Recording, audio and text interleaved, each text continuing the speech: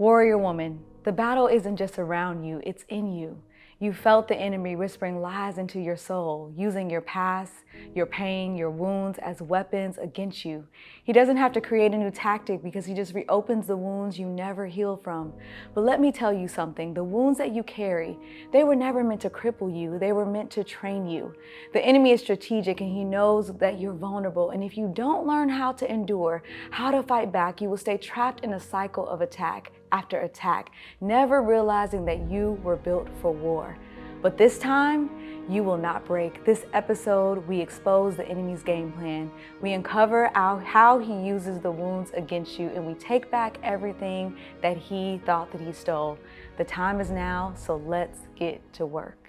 Who am I as the woman? I am radical, relentless, and real because I am on a mission to heal the souls of God's people. I am a spiritual leader, a life coach, and an author. But most of all, I am a warrior, fighting for my legacy. I face so many challenges, shares of betrayal, rejection, abandonment, all that left me wounded mentally, emotionally, and spiritually. Yes, life left me broke, busted, and disgusted. But despite all those odds, divorces, emotional damage, as well as despair, I did the work to heal my soul so that I may birth forth miracles and live prosperously. I am not new here. I grew here, and now is your time to grow. I am Dr. Dunamis D, and I am here to guide you on your journey of healing and transformation. Well, welcome back to your favorite, I would say, Healing from My Soul podcast that is out there in the nation.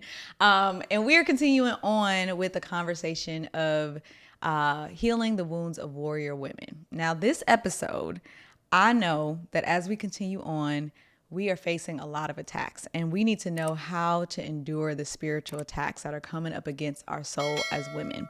I think a lot of us want to be warrior women. But our soul is damaged in some areas. And so we feel like we don't have the fight. We feel like we don't have the strength to continue to make it through. So this is going to be for you, not me. I'm putting that out there. Y'all know she put me on a hot seat. This is going to be for you. Okay. But I am going to ask some very critical questions from our audience. Because as we continue on this journey, I think the women need to know. Yeah. They need to know how to endure. They need to know how to continue this fight, to continue this journey. So, okay, which D you want? I want the spiritual warfare D with a little bit of mothering. Okay, cool. Can we do that? I got that. Okay. So it ain't gonna be about you. It is not. Y'all put that in the chat. It is not gonna be about Ari. I'm just telling y'all right now. My makeup is good, and I'm not gonna cry. So okay, it's not gonna be about Ari. I'm good. But before you get started, I want to say thank you. Thank you for putting me on this side of the seat, that you can ask profound questions for them. I think that's why I asked you which D did you want, because from a kingdom teaching coach or whatever, I vacillate from a lot of aspects of the positions God put me in. And so I'm not teaching, maybe a little bit of teaching in it, but I'm really able to answer some questions that they need to hear. And a little bit of coaching. Not too much, but just a little bit. Bring that part out of me. Right, I got just you. A little bit. I'm with you. I'm with you. As women, we always hear about spiritual warfare, right? But there's so much war that's happening within our souls already, okay? And so my first question is, how do we even begin to fight the external attacks that we're dealing with when we're already fighting the wounds that are in our soul? Like, when you're dealing with spiritual attacks, you know that the enemy is coming after you, but then I'm still dealing with my own soul and my own wounds, and I'm trying to face those attacks. So how could I even come up against the enemy when I don't even know how to master my own soul right now? First of all, many of us don't recognize it's an enemy. Okay, externally. Okay, we have an enemy externally, and we have an enemy internally. Okay. So the enemy externally, we don't even realize not only is coming after us, but what the enemy has already done. And when something is already done, it creates an enemy on the inside of us. So let me just utilize one of the parables that Christ said in Matthew 13. When it says in 13:25, when men slept, an enemy came and sowed something within man. That's the mind, the soul. Does that make sense?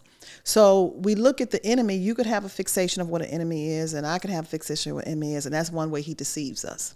Because when you look up enemy, it really means passively odious, or I'm going to ask for that right, spelling. or actively hostile, hateful. Okay, passively odious. Passively odious means I'm being unpleasant, and you don't even know that I'm unpleasant. So you can meet someone, you can meet a person, man or woman, and they could appear to be very pleasant. Okay. But on the inside of them, they're being passive about the unpleasantry that's deep down within their soul. And you don't find that out until you continue on with some level of relations. I don't think anyone, for instance, any woman got married and they saw the passive unpleasantry and still said, I do. Got you. They didn't come and beat them and they still said, I'm going to put on a white dress and go down to the aisle and marry you. All that stuff come out after the fact. And I'm just using that for an example, not hinging this on marriage or anything like that. But as we can see, there's an enemy down on the inside of them. Yeah. But that enemy in this case created an enemy inside of them due to that man have been hurt himself. I'm just using that for an example. He was very pleasant at one point, but then you saw the passiveness come to be very unpleasant. And in some cases, it progresses to be actively hostile. That's an enemy inside of him. But an enemy out there did that. If that's a particular black man, an enemy took away his sons. An enemy caused him to be lynched. An enemy in another man's soul. Does that make sense? Injured him. So we don't even realize that all of these things create spiritual attacks, that we can't see spirit.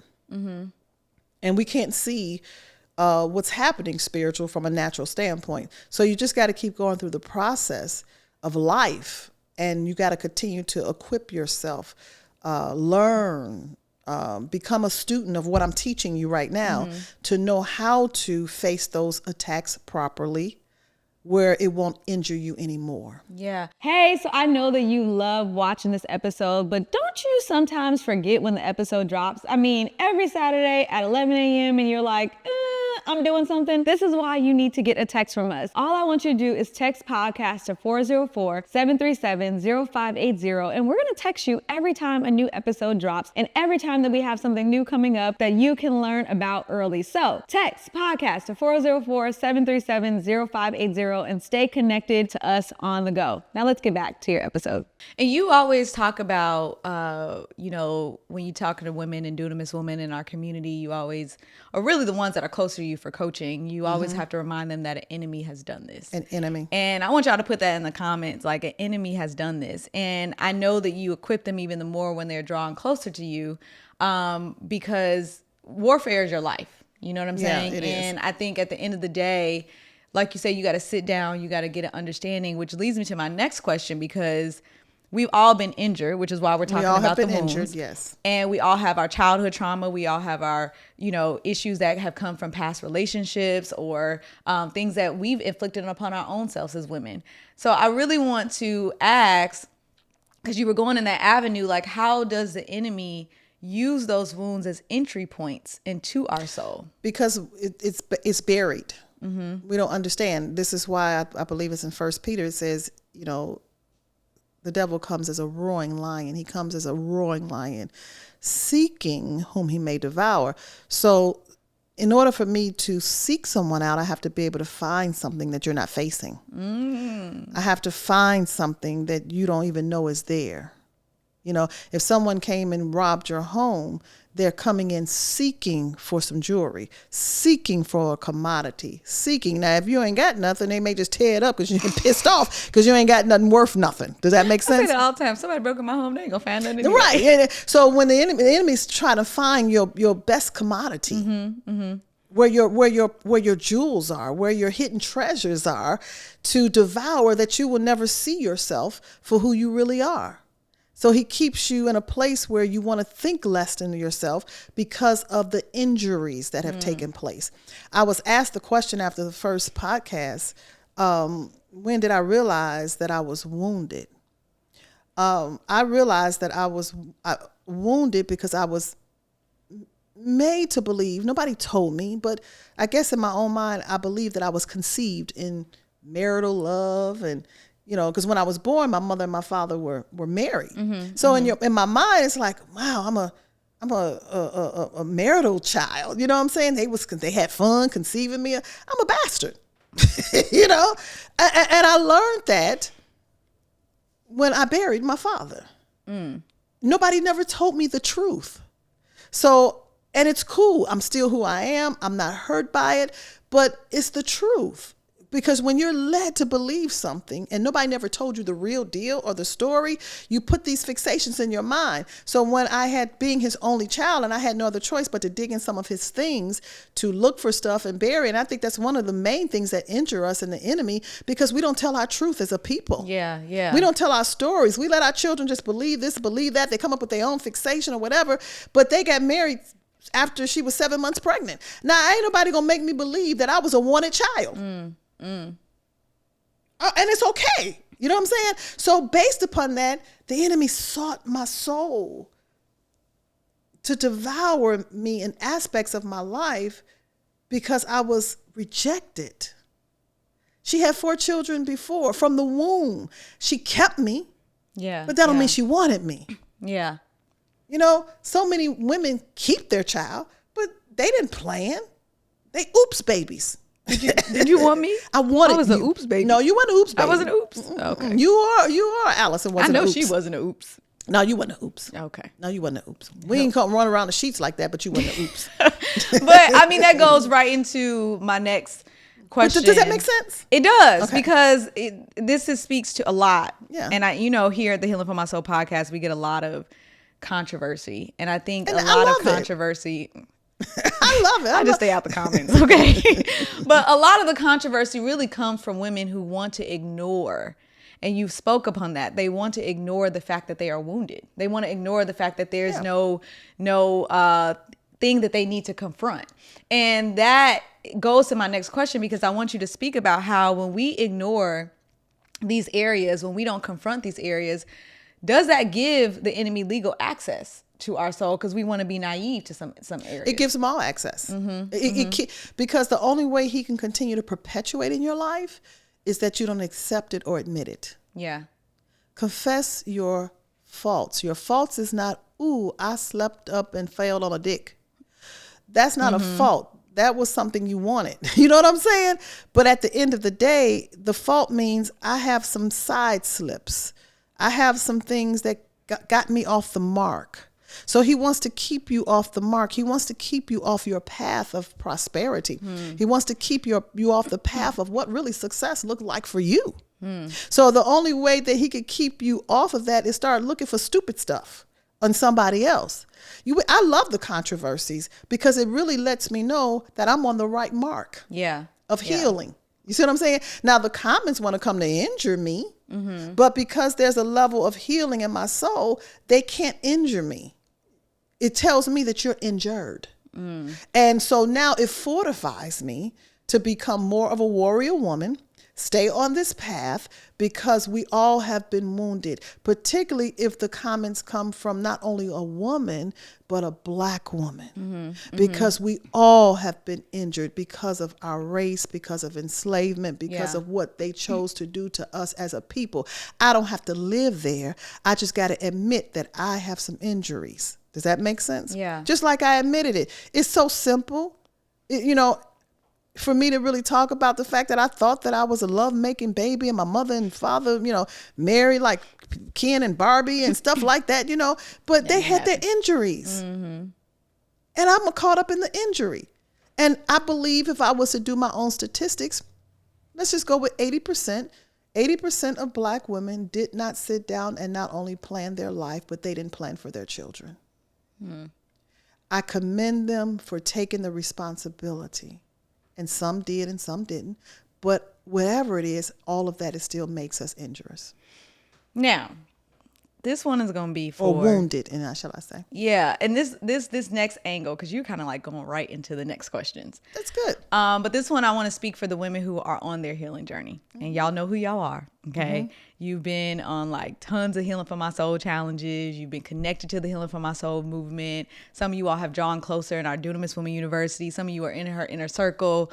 You've been making some progress, okay? Now, I can't speak for anyone else when you just watching this for the first time. But for those who are like indebted in our life, you have been making some progress. Now, this one is for y'all.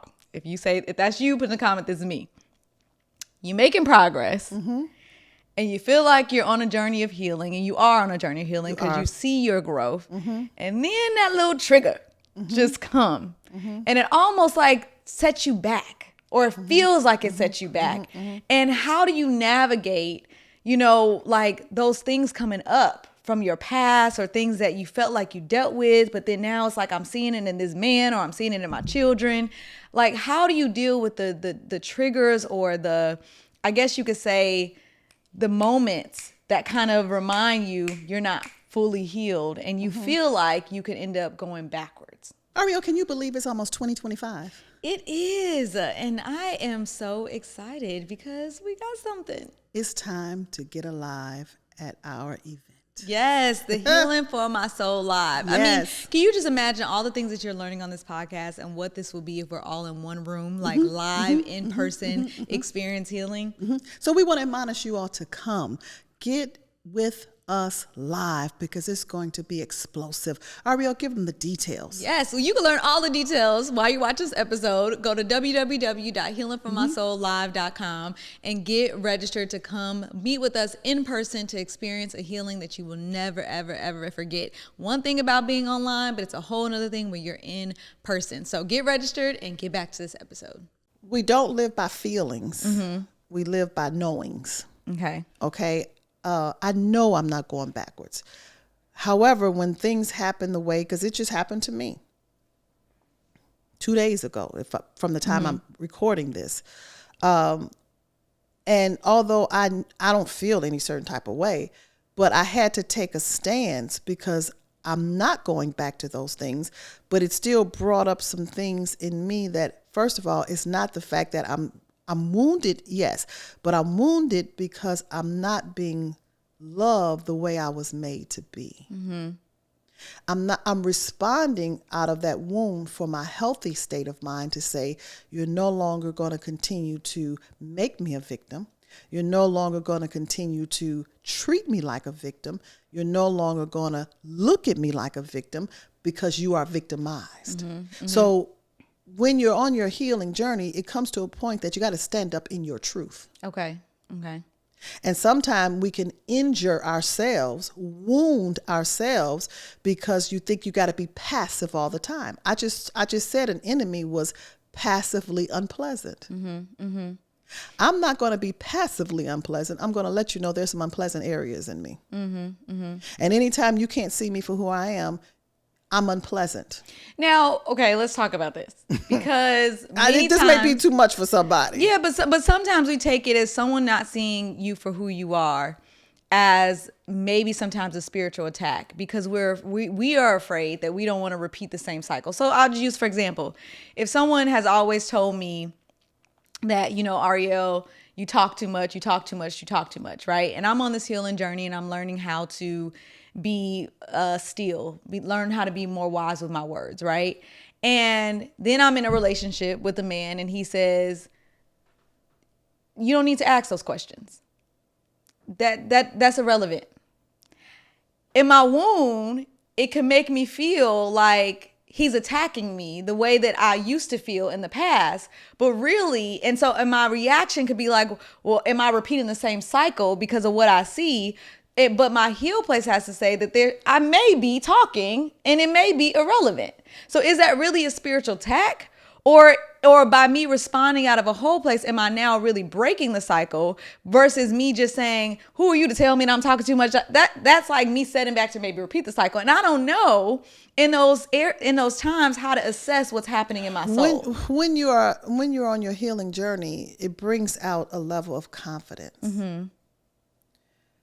That even when you don't want to hear what I'm saying, it's okay. Okay. Because I really don't have to give you that part of me. Okay. Because it's me. And it's something in me that I will always have. But you don't have to accept it. Mm-hmm. Mm-hmm. It's something in me that I always have, but you don't have to hear it. And I'm okay with that. Mm-hmm. Because even if nobody don't accept it, it's still going to be utilized for me. My wisdom, I can give it to you, but I'm still using it for me. Okay. You see what I'm saying? Yeah. So the enemy may want to attack me to make me think second of myself, third of myself, fourth of myself. But really what he's doing is making me feel first for myself. Because that's the thought process. You know, when you hear, and this is a real life. I said I'm not gonna be in the hot seat, but y'all, I'm gonna get my questions in. This is a real life scenario, and I felt the hit. You should. And I had to assess, how do I respond in the moment of the hit? Because the first thought was, you know, thinking less of yourself, thinking that I did something wrong or whatever the case may be. And my response was, you know what, you're right. That question was irrelevant. And I don't. And you don't. This is why I have Dunamis Women University. This is why we have Dunamis Covenant Institute. This is why I even have my inner circle. It gives me avenues to know how to administer my wisdom, administer my gift, administer myself, as opposed to me sitting in a big building and I just got all clumps of folks there that I think wanted, and then they're going to come and attack me if I say the wrong thing to them. Yeah. Because they haven't been healed in the depths of their soul.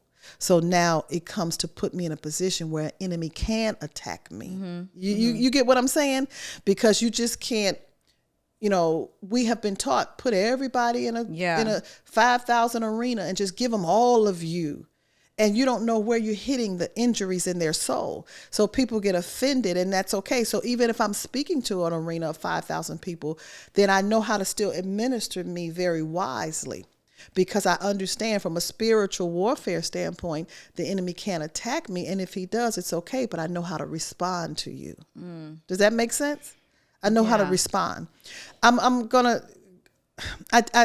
gave this analogy in my Warrior Woman Boot Camp, 90-day intensive, and you wasn't in there, but you know about it.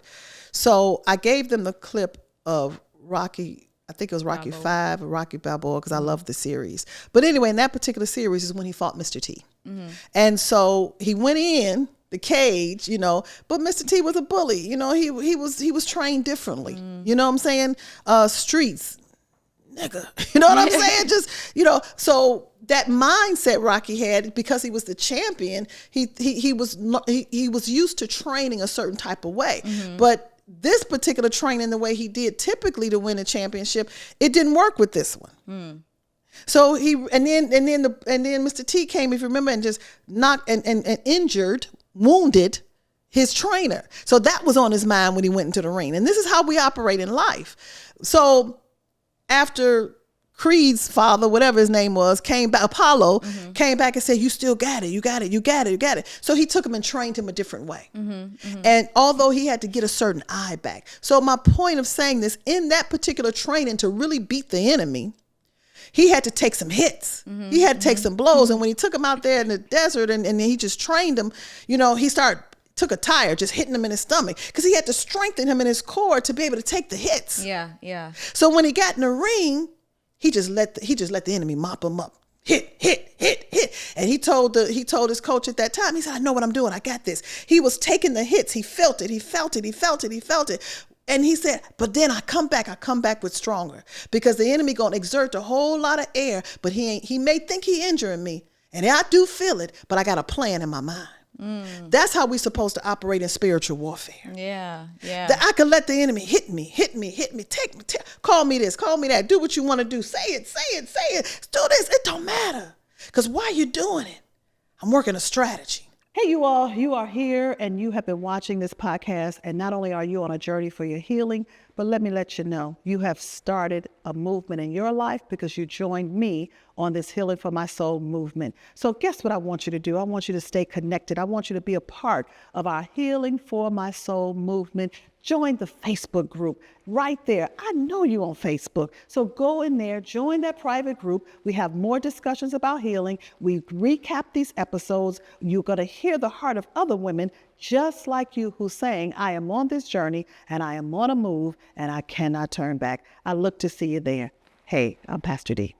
You just went into my next question. Yeah, I'm working a plan in my mind. Yeah. See, weak wounded women, they start getting in their feelings and they start, and then they want to go pray. I want you to hit me.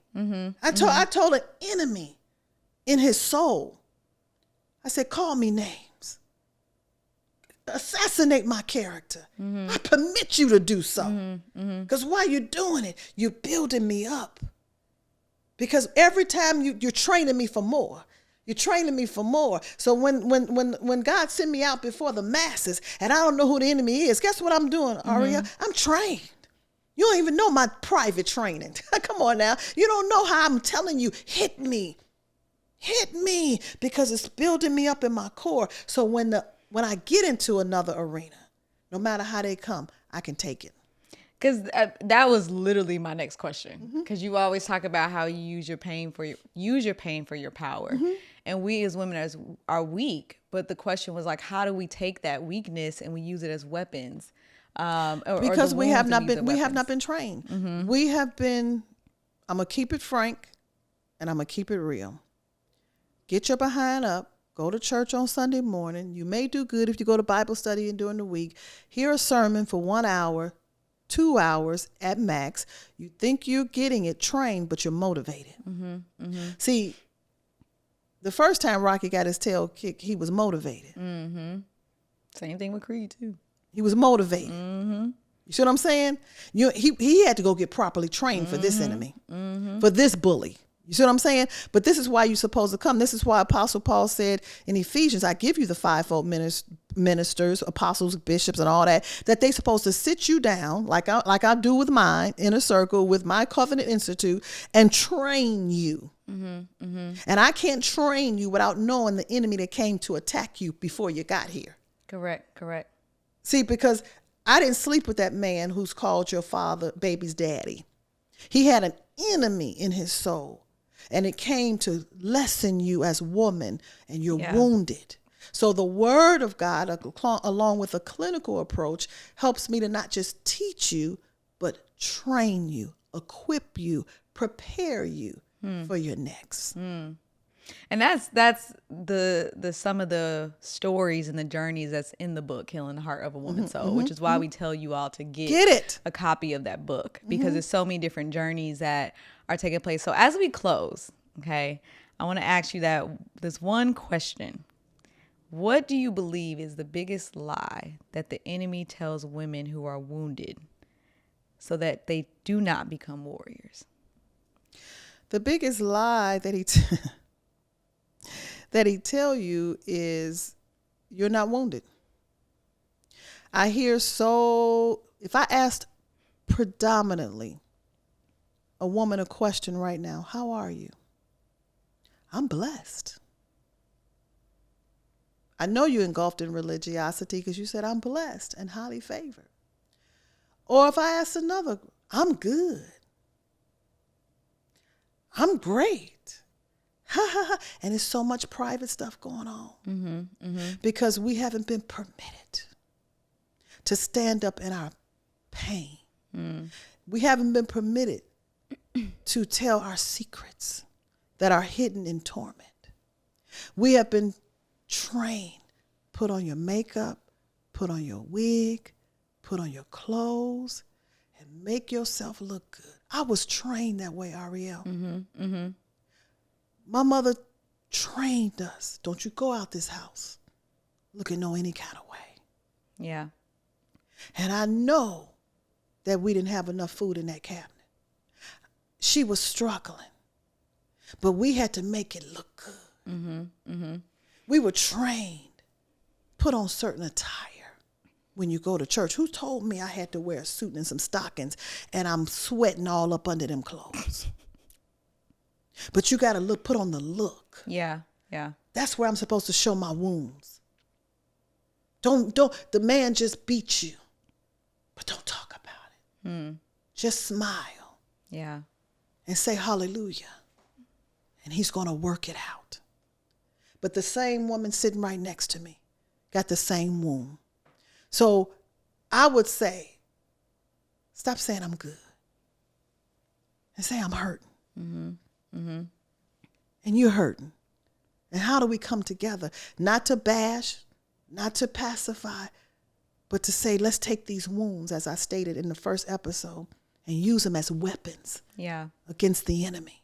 And that's why we're going to be at Healing for My Soul Live. That's why we're going to be at the Healing for My Soul Live. Yeah. And I want everybody to recognize an enemy has done this. It's not, your mama didn't do it. Your daddy didn't do it. Your husband didn't do it. The children of your father didn't do it. You didn't even do it. An enemy has done this. Well, I hope these questions bless your soul as you continue to go on this journey of healing. If it was good, put in the chat, it was good. All right. But we're going to continue to keep catching you all on the next episode of the Healing for My Soul podcast. But if you want to be one of those women that is truly ready to stand up and embrace her pain so that you can turn it into your power, you got to meet us at Healing for My Soul Live. At the Healing for My Soul Live. Live in person. All right. I cannot wait to see you all on the next episode. And that is a wrap. And thank you for being transparent and not putting me on a hot seat. You almost took yourself there.